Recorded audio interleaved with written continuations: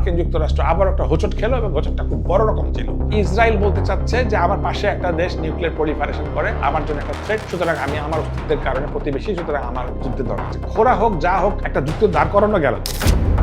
কিন্তু সেই 7 সমুদ্র 13 নদী পারে মার্কিন যুক্তরাষ্ট্র পৃথিবীর সবচেয়ে বড় দেশ, তাকে ইরানকে ভয় পেতে হবে যে ইরান এতদূর থেকে যে মার্কিনকে আঘাত করবে, এটা মোটামুটি খুব বিশ্বাসযোগ্য একটা বিষয় না। তাহলে ইসরায়েল আবার এমন কোনো কিছু তাদের সাথে বন্ধুত্ব আনুষ্ঠানিকভাবে নাই বা কোনো চুক্তি করা নাই, যার জন্য তার স্বার্থের জন্য সম্ভবভাবে তার সৈন্য, তার অর্থ, তার লোকবল এগুলি ক্ষয় হবে এমন কিছু নেই, এটা দৃশ্যমান ভাবে নাই। যে লবিটা আমেরিকাকে ব্যাপক অর্থায়ন করে বিশেষ করে নির্বাচনে, সেই লবিটা হচ্ছে ইসরায়েলের পেইড এবং তার খুব দৃশ্যমানভাবে ইহুদি, এবং এদের মার্কিন যুক্তরাষ্ট্রের প্রায় জনগোষ্ঠীর প্রায় 1% এই লবি তারা নিয়ন্ত্রণ করে এবং অর্থের ব্যাপক অর্থ তাদের হাতে আছে, এবং আমেরিকার যারা ইন্টেলেকচুয়াল তাদের বিশাল একটা অংশ এই লবির সাথে যুক্ত।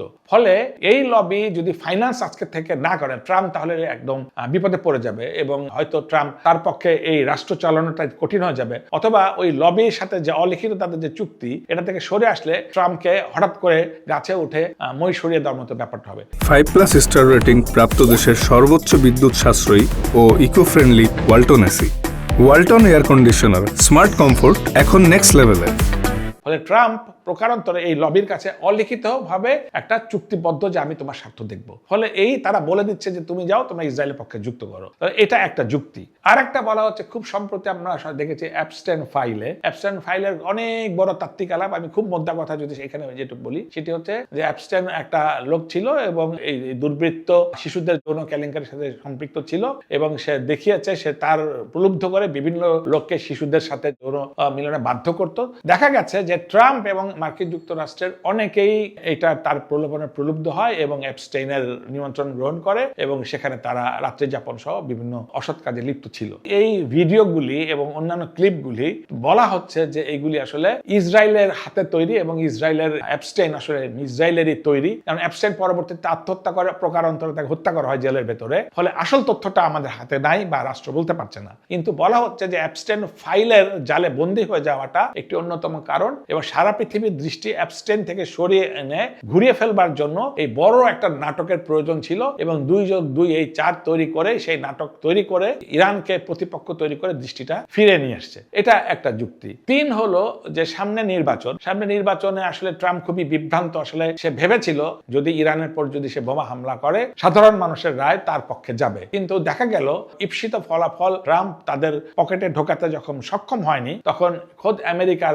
ভিতরেও এই অসন্তোষ প্রকাশ পায়। সেনাবাহিনী যারা সরাসরি যুদ্ধ করছেন তারা তো ওতবাউন্ড, তারা তো যুদ্ধে যাদেরকে যেতেই হবে, কিন্তু তারা প্রকাশ্যে বলা শুরু করেছে যে আমরা এটা যুদ্ধে যাব না। তাদের নীতি নির্ধারক যারা আছেন, তাদের খোদ তার পার্টির ভেতরে যারা আছেন, তারাও এটা যুদ্ধের অনেকেই তার বিপক্ষে অবস্থান করছেন। এই সবকিছু মিলিয়ে আমরা দেখতে পাই যে আমেরিকার অবস্থানটি পরিষ্কার না। এবার আসা যাক, স্পেন ন্যাটোর অন্তর্ভুক্ত একটি শক্তি এবং খোদ আমেরিকার একটি পুরনো বন্ধু, কিন্তু এই স্পেন এই যুদ্ধের সময় তার যে ঘাঁটি দেশকে যদি ব্যবহার করতে দেওয়া হতো তাহলে কৌশলগতভাবে আমেরিকার জন্য অনেক সুবিধা হতো। স্পেনে একদম আনুষ্ঠানিকভাবে বলে দিয়েছে যে কোনোভাবেই আমরা আমাদের ঘাঁটিকে ব্যবহার করতে দিব না। ফলে মার্কিন যুক্তরাষ্ট্র ধরে নিয়েছিল যে তার আমার বসংবদ, আমি তাকে ব্যবহার করতে পারবো, কিন্তু এরকম হঠাৎ করে না বলার কারণে মার্কিন যুক্তরাষ্ট্র একটু বিব্রত অবস্থায় পড়ে। সারা পৃথিবীতেও এই বিষয়টি একটা হাস্যকর বিষয় পরিণত হয়, এবং এরও একটা প্রভাব যে স্পেন যদি বলে যে আমরা এটা যুদ্ধে তাদের সাথে নাই, তাহলে এইটার এই ইনফেকশন, আমি শব্দটা খুব ডেলিবারেটলি ব্যবহার করতে চাচ্ছি, যে